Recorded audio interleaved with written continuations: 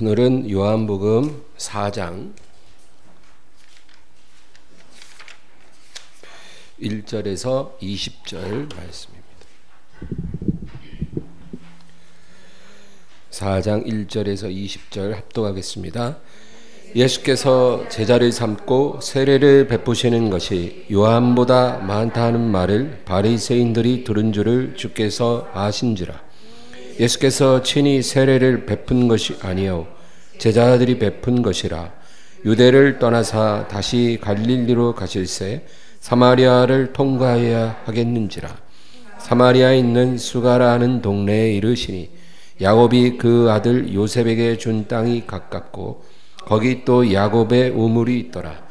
예수께서 길 가시다가 피곤하여 우물 곁에 그대로 앉으시니 때가 6시쯤 되었더라. 사마리아 여자 한 사람이 물을 기르러 왔음에 예수께서 물을 좀 달라 하시니 이는 제자들이 먹을 것을 사러 그 동네에 들어갔음이로라. 사마리아 여자가 이르되 당신은 유대인으로서 어찌하여 사마리아 여자인 나에게 물을 달라 하나이까 하니 이는 유대인이 사마리아인과 상종하지 아니함이로라. 예수께서 대답하여 이르시되 내가 만일 하나님의 선물과 또 내게 물 좀 달라 하는 이가 누구인 줄 알았더라면 내가 그에게 구하였을 것이요 그가 생수를 내게 주었으리라. 여자가 이르되 주여 물 기를 그릇도 없고 이 우물은 깊은데 어디서 당신이 그 생수를 얻겠사옵나이까. 우리 조상 야곱이 이 우물을 우리에게 주셨고 또 여기서 자기와 자기 아들들과 짐승이 다 마셨는데 당신이 야곱보다 더 크니까.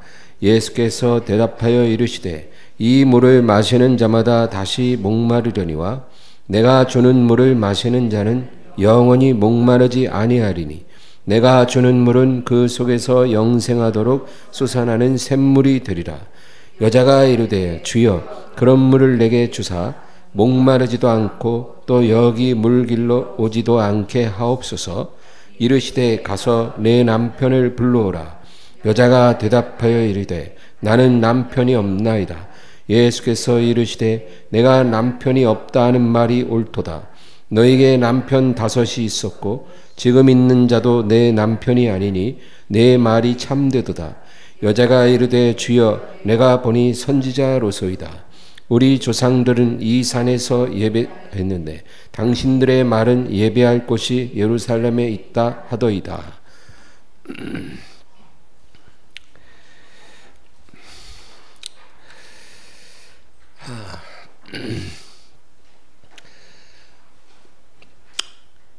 우리가 성경을 잘 이해하기 위해서는 성경이 쓰여진 이스라엘 땅의 어떤 지리적인 특성과 그리고 문화적인 특성 이런 것들을 어느 정도는 알아야 해요.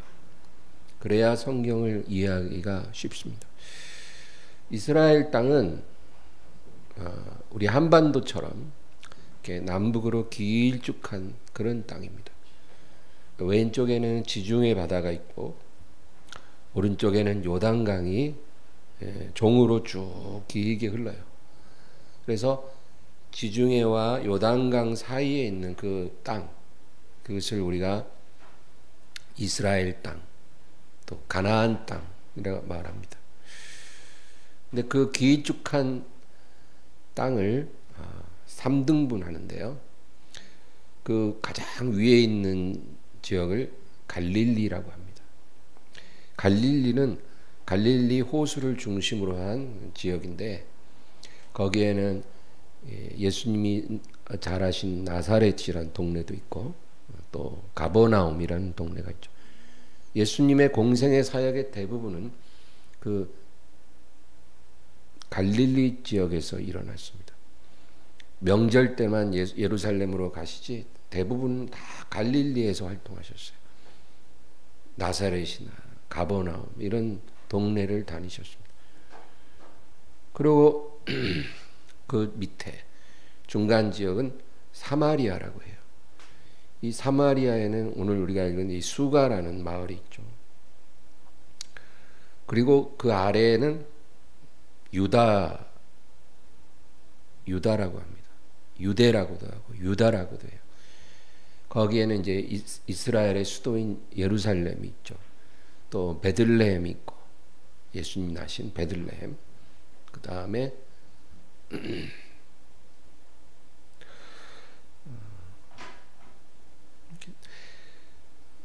자꾸 깜빡깜빡해요 제가. 그 나사로가 살던 마을이 어디죠? 베다니 같은 그런 마을이 바로 유대 지역에 있어요. 그래서 갈릴리, 사마리아, 유대 이렇게 3등분하면 됩니다. 우리가 그 정도는 이해를 해야 돼요. 근데 오늘 예수님은 유대에서 갈릴리로 가시는 거예요. 그러니까 중간에 사마리아가 있죠. 사마리아로 가시다가 피곤해서 수가성 우물가에 앉으셨다는 거죠. 유대 사람들은 갈릴리 사람들하고는 잘 왕래를 해요. 왜? 순수 이스라엘 혈통이기 때문에. 네, 순수한 혈통이라는 거예요. 그래서 남쪽 유대 지방 사람들은 북쪽 갈릴리 지방 사람들과 왕래가 자주 있습니다. 근데 그 중간에 있는 사마리아 사람들하고는 왕래를 안 해요. 왜냐하면 그들은 피가 섞였어요. 지난 수백 년 동안 이방인들과 통혼을 했습니다. 그래서 대부분 다 혼혈인들이에요. 그러니까 너희들은 잡종, 너희들은 유대인 아니야. 그래가지고 그들과 상종을 안 하는 거죠. 그러니까 유대나 갈릴리 사람들은 예루살렘에서 하나님을 섬기고, 사마리아 사람들은 그리심산이라고 하는 그곳에 제단을 쌓아놓고 여호와 하나님을 섬겼던 거예요. 근데 인정을 안 해주죠. 예루살렘에서 제사를 안 드리면 다 저거는 사입이다, 이단이다. 그리고 완전히 배척을 하는 거예요. 그리고 아예 말도 서로 하지 않는 그런 관계였어요. 근데 예수님이 이 여인에게 물 좀 달라 하니까 여자가 굉장히 활발한 성격인 것 같아요. 좀 내성적인 여자 같았으면 속으로 이상하다, 저분은 왜 나한테 물 달라 하지 하면서 그냥 물 한 잔 떠줬을 건데, 그렇죠? 네. 근데 이 여자는 굉장히 활발한 성격이에요. 그러니까 대뜸 당신은 유대 남자인데 왜 나한테 물 달라 합니까? 그러니까 예수님이 지금 너에게 물 달라 하는 사람이 누구인지를 네가 많이 알았으면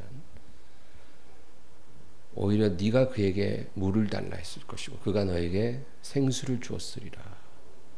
그러니까 여자가 허허, 참 희한한 양반이 있어요. 지금 당신은 이 우물물의 길을 그릇도 없고 아무런 도구가 없고 이 우물은 깊은데 당신이 무슨 수로 나에게 생수를 주겠습니까? 이 물을 마시는 자마다 또 목마르게 되지만 내가 줄 물은 그렇게 쉽게 목말라지는 물이 아니라 영원하도록 속에서 솟아나는 그런 물이니라. 그러니까 여자가 그래요? 그러면 그런 물 나한테 좀 주세요. 내가 다시는 이렇게 힘들게 양동이를 들고 와서 물 길 필요가 없겠네요. 그렇게 이제 대화를 하는 거예요. 근데 예수님과 이 여자의 대화를 가만히 보면 어떤 패턴이 있어요. 그게 뭐냐면 처음에 이 생면부지의 두 사람이 이야기를 시작할 때는 마시는 물 얘기를 해요. 내가 목마르니까 물 좀 다오. 이제 그렇게 대화를 하는 거예요. 근데 여자가 왜 나한테 물 달라 합니까? 하니까 네가 만약에 나를 알았으면 오히려 네가 나에게 물 달라 했으리라. 뭐 이렇게 예수님이 대화를 끌어가니까 그럼 그런 물 나 좀 주세요. 나 고생하면서 물 길기 싫어요. 이제 이렇게 얘기를 하다가 갑자기 예수님이 네 남편 데려와라. 그러니까 이제 대화가 물 얘기에서 남편 얘기로. 그러다가 남편 얘기하다가 예수님이 지식의 말씀으로 이 여자의 이 남편이 몇 명이었는지를 말씀하는 거예요. 그러니까 이 여자가 그럼 당신 선지자네요 보니까. 그러면 내가 질문이 하나 있는데 예배의 장소가 어디여야 한다는 그런 거에 좀 답을 가르쳐 주세요. 우리는 이곳에서 예배하는데 당신들은 예루살렘에서 해야 그 예배가 하나님 앞에 받아들여진다는 건데 뭐가 맞는 말인지 도대체 모르겠습니다. 예, 그런 거죠. 예, 어떤 사람은 교회 가서 대면 예배를 드려야 된다는 거예요. 비대면은 안 된다는 거예요. 또 어떤 사람은 어디서 하는 상관없다 그러고 뭐 그런 식인 거죠. 그래서 예배에 관한 얘기를 하다가 그러고 나서 여자가 마지막으로 뭐 다 좋으신 말씀인데 그 메시아 그리스도라는 이가 오시면 그가 우리에게 모든 걸 다 가르쳐 줄 것을 저는 압니다. 왜냐하면 그 당시 이스라엘 사람들은 메시아를 기다렸거든요. 그러니까 예수님이 지금 너와 대화하는 내가 바로 그니라. 그렇게 대화가 끝나는 거예요. 그러니까 물 얘기하다가 남편 얘기하다가 예배 얘기하다가 예수님을 말하면서 대화가 끝나요. 여러분 우리가 이 대화를 통해서 하나 생각할 거는 어떤 사람이 예수님을 처음에 만날 때는요 다 현실의 문제를 통해서 만나는 거예요. 문제 없으면 예수님을 만날 수가 없어요. 그래서 부자가 천국 가기가 어렵다는 게 왜 그러냐면 부자는 욕망은 있어도 절망은 없어요.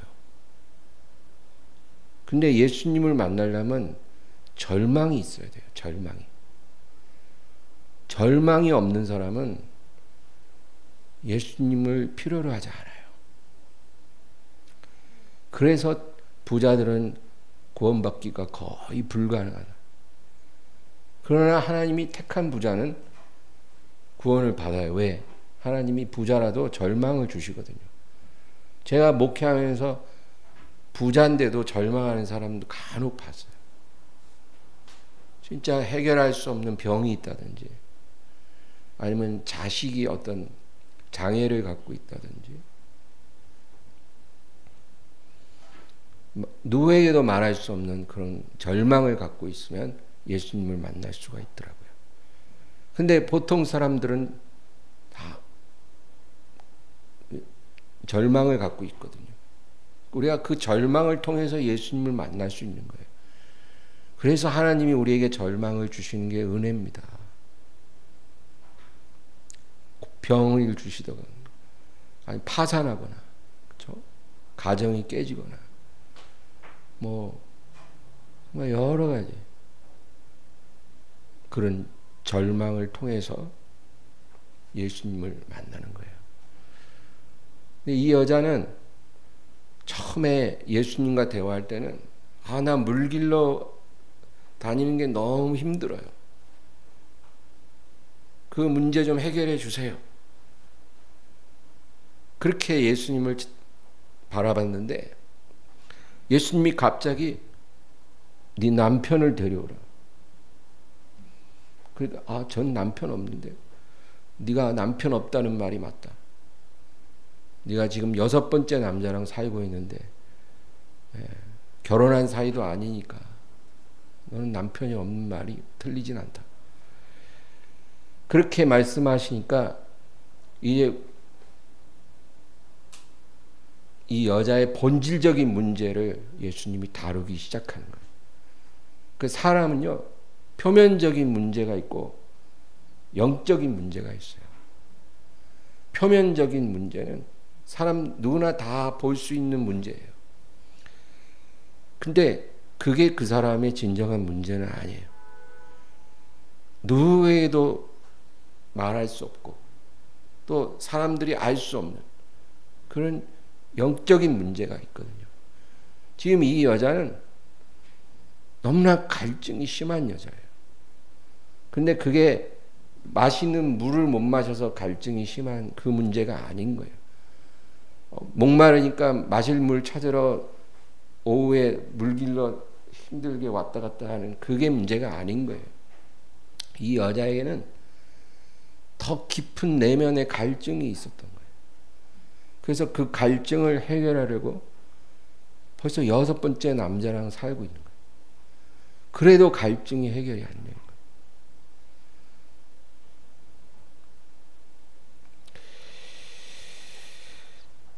그때 예수님께서 그 여자에게 찾아오셔서 예배에 대해서 이야기를 하시는 거예요. 예배.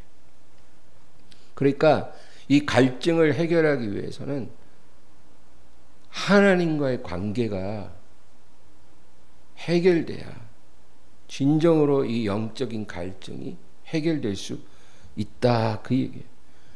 그러니까 우리 인생의 모든 갈증, 모든 절망은 하나님과의 관계, 예배 회복이 일어나야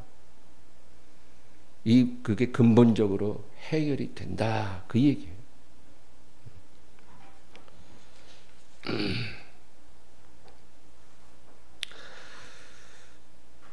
그리고 예수님이 말씀하세요. 13절과 14절 우리 다시 한번 읽어보겠습니다. 예수께서 대답하여 이르시되 이 물을 마시는 자마다 다시 목마르려니와 내가 주는 물을 마시는 자는 영원히 목마르지 아니하리니 내가 주는 물은 그 속에서 영생하도록 솟아나는 샘물이 되리라.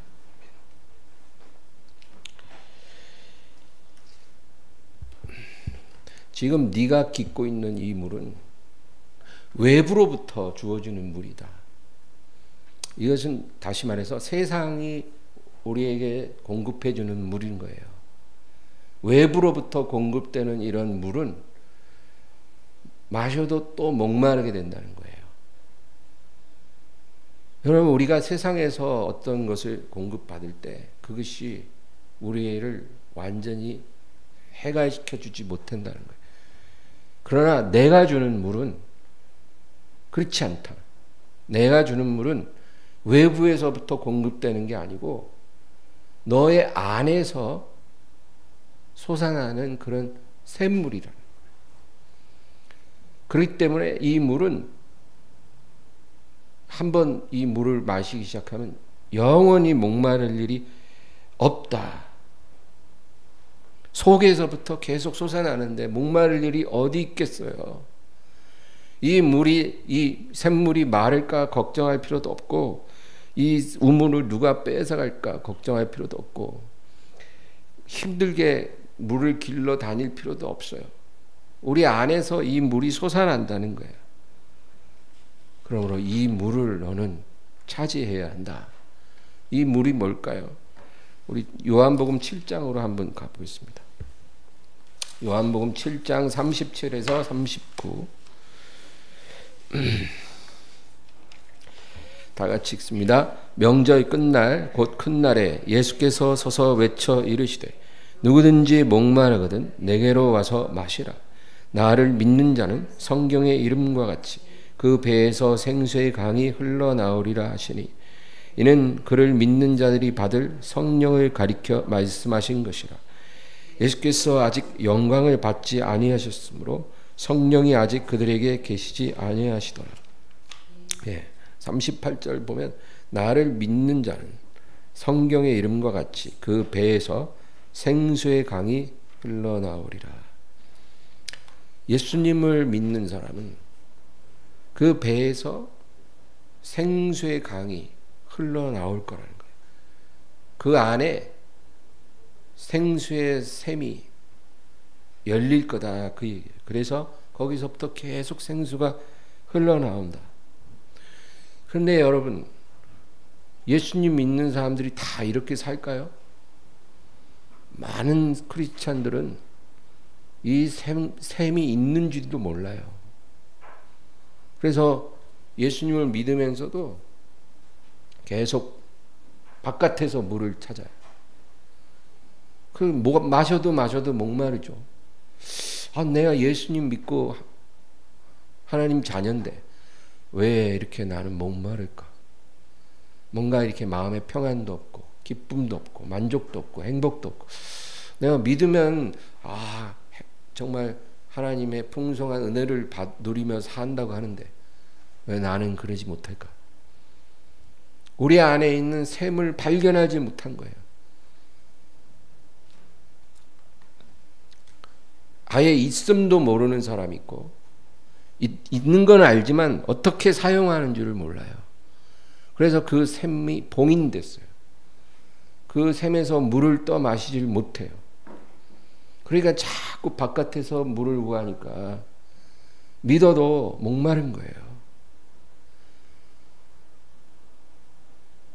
우리에게 있는 샘을 이용할 줄을 모르니까 믿어도 행복하지 않은 거예요. 그러나 목마를 때마다 그 샘에 가서 물을 길어 마시는 사람도 있습니다. 우리가 그런 사람이 돼야 돼요. 내가 지금 그 샘을 발견하지 못했다고 생각하는 사람은 그 샘을 찾으세요. 세상에서부터, 외부에서부터 공급되는 물이 아니라 내 가족이 내게 주는 어떤 행복, 기쁨, 어떤 물질이 나에게 주는 만족감, 세상적인 성공이나 성취가 내게 주는 그런 행복감, 그런 게 아니라는 거예요. 내 안에서부터 흘러넘치는 그런 생수의 샘을 우리가 발견해야 한다는 거예요. 그러기 전에는 우리는 정말로 예수님을 믿는 사람으로 살고 있는 게 아니에요.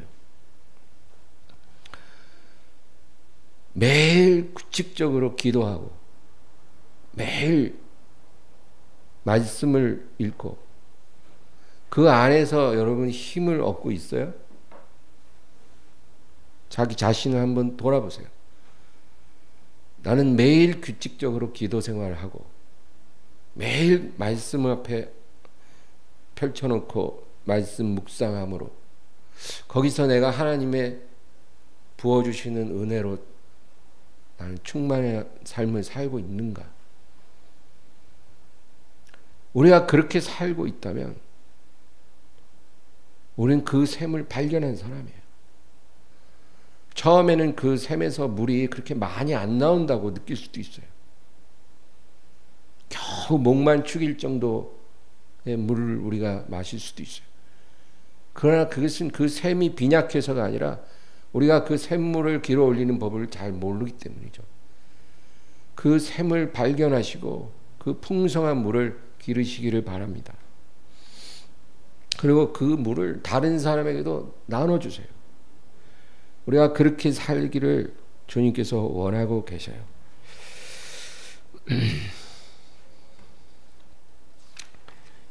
우리 다시 본문으로 가서 4장 20절에서 26절까지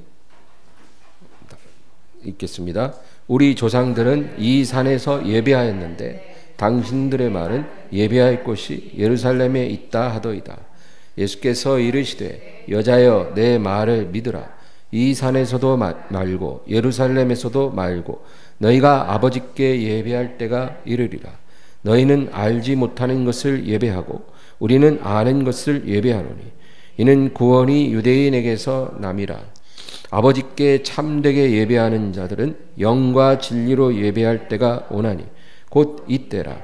아버지께서는 자기에게 이렇게 예배하는 자들을 찾으시느니라.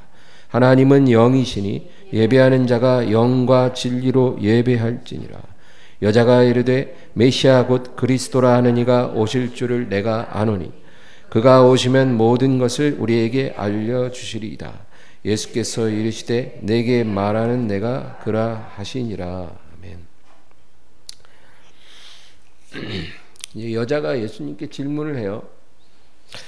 그럼 예수님, 선생님, 우리가 어디서 예배를 드리는 것이 맞는 겁니까? 지금 예배의 장소에 대해서 이야기를 합니다. 예루살렘에서 드리는 예배가 맞습니까? 사마리아 산에서 드리는 예배가 맞습니까? 어디서 드려야 하나님께서 받으시는 예배가 되는 겁니까? 예수님께서 뭐라고 대답하냐면 장소는 중요하지 않다는 거예요. 어디서 드리느냐는 의미가 없다. 예루살렘에서 드리든 사마리아에서 드리든 심지어는 저기 먼 바벨론의 이국 땅에서 예루살렘으로 향한 창문을 열어놓고 하루에 3번 기도한 그러한 다니엘처럼 먼 이국 땅에서 드리는 예배든 아니면 갈릴리 호수에 떠다니는 그 배 위에서 드리는 예배든 어디서 예배를 드리느냐는 중요하지 않다는 거예요. 그것은 하나님이 중요하게 보시는 문제가 아니라는 거예요. 구약 시대까지는 그것이 중요했어요. 왜냐하면 하나님이 예루살렘 성전에서 예배를 드려야 한다고 했기 때문에. 그러나 지금 예수님은 이 시간 이후로는 그런 장소는 의미가 없다. 그러나 한 가지는 잊지 마라. 그리고 22절 말씀을 하는 거예요. 너희는 알지 못하는 것을 예배하고 우리는 아는 것을 예배하노니 이는 구원이 유대인에게서 남이라. 그러니까 구원이 유대인으로부터 시작되고 하나님을 향한 예배가 예루살렘으로부터 시작된 것은 잊지 말라는 거. 우리 그거는 인정을 해야 돼요. 그러나 거기서부터 시작이 됐더라도 이제는 하나님을 어디서는 예배할 수 있다는 거죠. 예배의 장소는 이제 중요한 것이 아니다. 중요한 것은 무엇으로 예배하느냐. 그게 중요하다는 거예요. 어디서가 아니에요. 무엇으로 예배하느냐. 이것을 하나님께서 중요하게 보신다. 그리고 예수님이 23절, 24절에 말씀하시는 거예요. 다 같이요.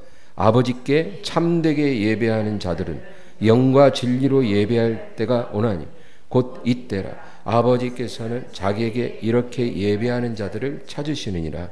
하나님은 영이시니 예배하는 자가 영과 진리로 예배할지니라. 두 가지 요소가 예배에 반드시 있어야 한다는 거예요. 어디서 드리든. 이 두 가지 요소가 예배에 들어있지 않으면 아무리 예루살렘 성전에서 기가 막힌 제사를 드리고 예배를 드려도 하나님께 연락될 수 없다. 그러나 이 두 가지 요소가 있으면 저 미디안 광야의 구석진 곳에서 예배를 드리든 저 호렙산 동굴 속에서 예배를 드리든 하나님께서 그 예배를 받아주신다는 거예요. 두 가지 요소. 첫째는 영이에요. 영으로 예배하라. 우리는 영으로 예배하라 그러면 어떤 황홀경 그런 느낌을 연상해요.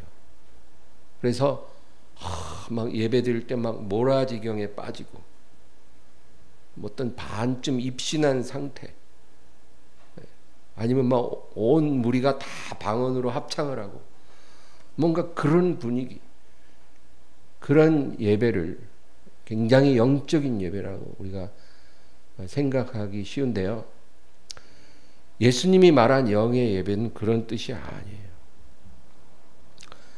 우리가 예배를 영으로 드린다고 할 때 그럼 영으로 드리지 않는 예배가 있다 이 말이겠죠. 영으로 드려지지 않는 예배는 어떤 예배냐? 뭐 육으로 드리는 예배가 있고 혼으로 드리는 예배가 있겠죠. 겉으로 보면 다 비슷해요.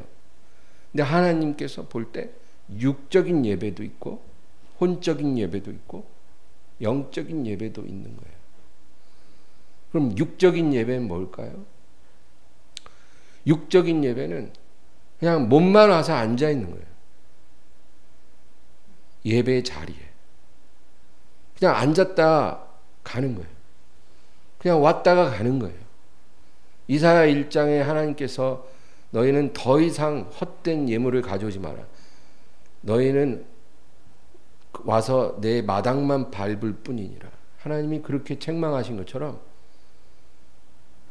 예배하러 간다고 와가지고는 마당만 밟고 가는 거예요. 그러고는 뭐라 하냐면 오늘 예배 드리고 왔어. 이런 말을 해요. 나 오늘 예배 드리고 왔어. 이런 예배가 바로 육적인 예배예요. 이런 예배를 하나님께서는 원치 않는다는 거예요. 너무나 많은 사람들이 그냥 가서 앉았다 와요. 이런 육적인 예배를 드리지 말라는 거예요. 그럼 혼의 예배는 뭐냐? 혼의 예배는 예배 드릴 때 자리에 앉아서 지적으로만 동의하는 예배예요. 하나님 말씀이 딱 전해지면 아멘 잘해요. 고개 끄덕끄덕해요. 그리고 예배 끝나면 오늘 목사님 좋은 말씀 많이 듣고 갑니다. 그러고 가요. 지적으로는 다 동의하고 받아들이는 거예요. 근데 거기서 끝난 거예요. 그게 혼의 예배예요. 말씀을 듣고 행치 않는 사람들.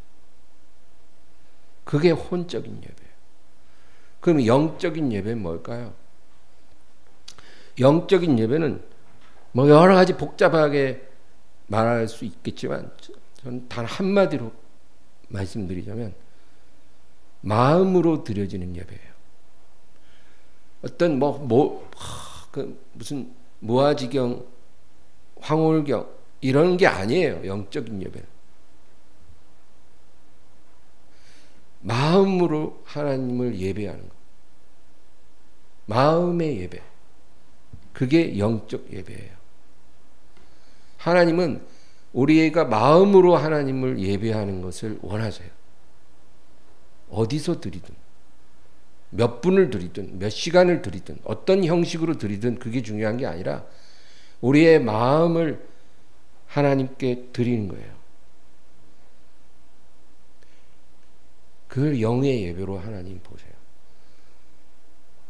그 어떻게 마음을 드려요? 여러분 우리가 가장 예배 드리기 어려울 때 하나님을 예배하잖아요. 그게 마음으로 예배하는 거예요. 하나님이 가장 원하시는 영적 예배예요. 우리가 정말 감사할 수 없을 때 하나님께 감사하면 그게 영적 감사예요. 우리가 정말 지금 내 상황은 찬송을 부를 수가 없는데 하나님 앞에 나와서 찬송을 부른다면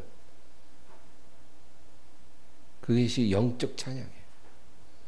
뭐 굉장히 아름다운 하모니로 아주 훌륭한 실력으로 찬양을 하고 막 연주하고 그게 영적인 찬양이 아니고 절대로 지금은 찬양할 만한 상황이 아닌데 하나님께 찬양을 드릴 수 있을 때 그것이 하나님이 찾으시는 영적인 찬양이에요.